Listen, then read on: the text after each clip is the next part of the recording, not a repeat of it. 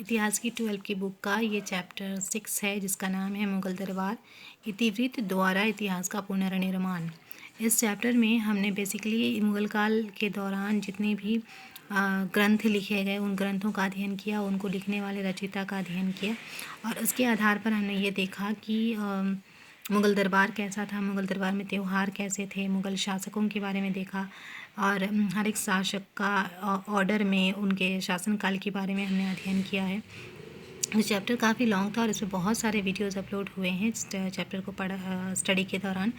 और आज का जो वीडियो है वो इस चैप्टर के क्वेश्चन आंसर बेस्ड है, इसलिए हम आज स्टार्ट करेंगे एमसीक्यू से। और एमसीक्यू का पहला क्वेश्चन है, मुमताज़ एवं शाहजहाँ की पुत्री का नाम था। यहाँ पे मुमताज़ और शाहजहाँ की जो पुत्रियाँ हैं उनके नाम दिए गए हैं और पूछा गया है नाम क्या था। और आपके ऑप्शन है जहाँ आरा, रोशन आरा, गौहर आरा और ऑप्शन डी है ये सभी। फिर से बोल रही हूँ, मुमताज़ और शाहजहाँ की पुत्री का नाम था। ऑप्शन है जहाँ आरा, रोशन आरा, गौहर आरा और ये सभी। तो इसका जो आंसर है वो होगा ऑप्शन डी, क्योंकि जहाँ आरा, रोशन आरा और गौहर आरा ये तीनों ही मुमताज़ और शाहजहाँ की पुत्रियों के नाम हैं। नेक्स्ट क्वेश्चन है, हुमायूं का भाई कौन था। यहाँ पे हुमायूं के भाइयों के नाम दिए हुए हैं और आपको बताना है हुमायूं के भाई कौन थे। तो आपके ऑप्शन है कामरान, अस्करी, हिंदाल और ये सभी। कामरान, अस्करी, हिंदाल और ये सभी। और इसका आंसर होगा ये सभी, क्योंकि हुमायूं के ही ये तीनों भाइयों के नाम दिए हैं। कामरान, अस्करी, हिंदाल ये तीनों ही हुमायूं के भाइयों के नाम हैं, इसलिए इसका आंसर होगा ऑप्शन डी ये सभी। नेक्स्ट क्वेश्चन है, मुगलकालीन चित्रकला किसके काल में चरमोत्कर्ष पर थी। मुगलकालीन चित्रकला किसके काल में चरमोत्कर्ष पर थी, मतलब यहाँ आपसे पूछा गया है कि मुगल काल का जो चित्रकला था वो किस शासक के काल के दौरान सबसे ज़्यादा विकसित हुई। और आपके ऑप्शन है हुमायूं, अकबर, जहांगीर और शाहजहां। हुमायूं, अकबर, जहांगीर और शाहजहां। और आपका करेक्ट आंसर होगा जहांगीर। जहांगीर के समय में मुगलकालीन चित्रकला जो है वो अपने चरमोत्कर्ष पर थी, यानी कि मुगल काल का जो चित्रकला है वो जहांगीर के समय में काफ़ी विकसित अवस्था में था। अगला क्वेश्चन है, रज़्मनामा के नाम से किस ग्रंथ का फारसी में अनुवाद किया गया।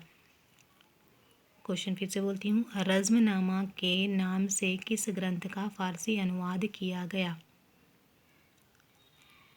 और आपके ऑप्शन है रामायण, महाभारत, गीता, उपनिषद।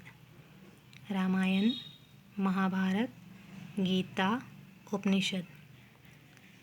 इसका करेक्ट आंसर होगा महाभारत। महाभारत का फारसी अनुवाद किया गया और उसका नाम रखा गया रज़्मनामा।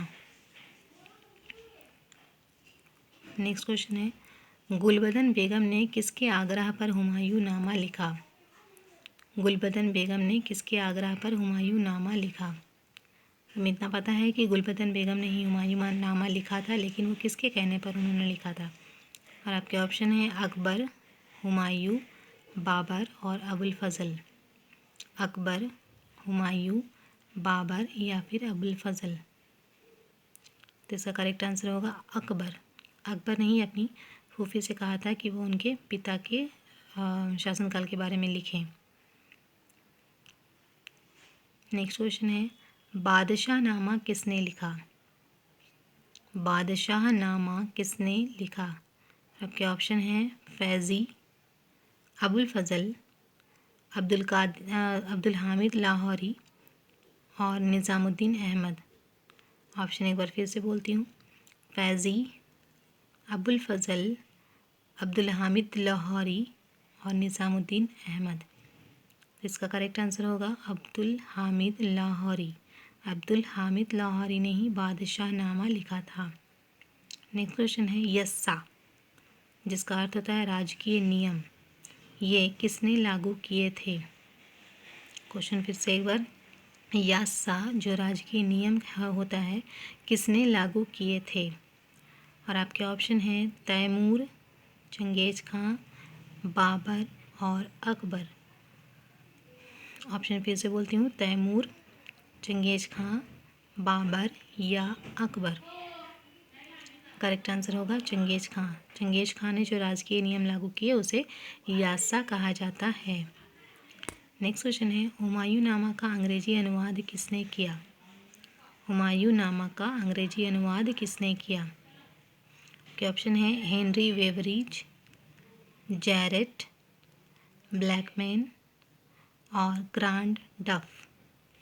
फिर से एक बार, हेनरी वेवरिज, जैरेट ब्लैकमैन और ग्रैंड डफ।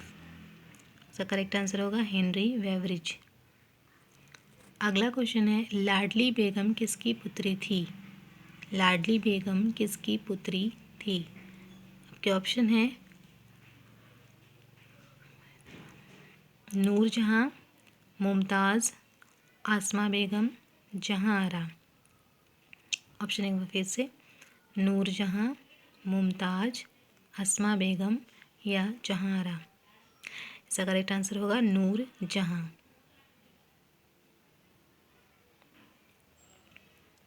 अगला क्वेश्चन है, फतेहपुर सीकरी की राजधानी किसने बनाया था? फतेहपुर सीकरी को राजधानी किसने बनाया था? आपके ऑप्शन है अकबर, जहांगीर, शाहजहां या बाबर। ऑप्शन एक बार फिर से, अकबर, जहांगीर, शाहजहां या बाबर। और इसका करेक्ट आंसर है अकबर। अकबर ने फतेहपुर सीकरी को राजधानी बनाया था और वहाँ पर बहुत सारे स्थापत्य के नमूने विकसित किए थे। नेक्स्ट क्वेश्चन है, दरबार में अभिवादन का तरीका निम्न में से कौन सा था? मतलब जब भी कोई दरबार में जाता था तो वो राजा का या बादशाह का अभिनंदन जो करता था जिस तरीके से, उस तरीके को क्या कहा जाता था या फिर उसको क्या नाम दिया गया था? और आपके ऑप्शंस हैं कॉर्निश, सजदा, पायबोस और ये सभी। ऑप्शन एक बार फिर से, कॉर्निश, सजदा, पायबोस या ये सभी। तो इसका आंसर होगा ऑप्शन डा, ये सभी। कॉर्निश, सजदा, पायबोस ये सभी जो हैं दरबार में, मुग़ल दरबार में अभिवादन के तरीके थे।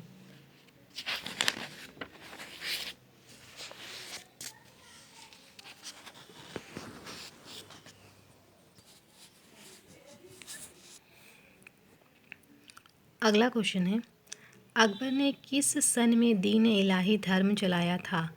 हम सबको पता है कि अकबर ने एक नया धर्म चलाया था, दीन इलाही, जो नया धर्म नहीं था लेकिन उस समय प्रचलित जितने भी धर्म थे उन सभी धर्म की अच्छी बातों को लेकर उसने एक नया धर्म चलाया था। तो उस धर्म को दीन इलाही कहा गया।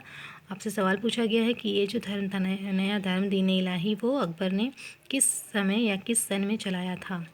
और आपके ऑप्शंस दिए हैं 1562, 1564, 1579 और 1581। 1562, 1564, 1579 और 1581। इसका करेक्ट आंसर होगा 1581। 1581 ईस्वी में अकबर ने दीन इलाही धर्म चलाया। नेक्स्ट क्वेश्चन है, दारा एवं शाहजहां के पास आगरा में रहती थी। मतलब दारा और शाहजहां जो है उनके पास आगरा में कौन रहती थी? आपके ऑप्शन है जहांआरा, रोशन आरा, गौहर आरा या ये सभी। जहांआरा, रोशन आरा, गौहर आरा या ये सभी। इसका करेक्ट आंसर होगा जहांआरा, क्योंकि हम सबको पता है कि जहांआरा जो है वो शाहजहां की एक ऐसी पुत्री थी जो आखिरी समय तक अपने पिता के साथ रही। इसीलिए शाहजहां और दारा के पास आगरा में जो बेटी रहती थी उसका नाम था जहांआरा। अगला क्वेश्चन है, दिल्ली में चांदनी चौक का निर्माण किसने कराया? दिल्ली में चांदनी चौक का निर्माण किसने कराया?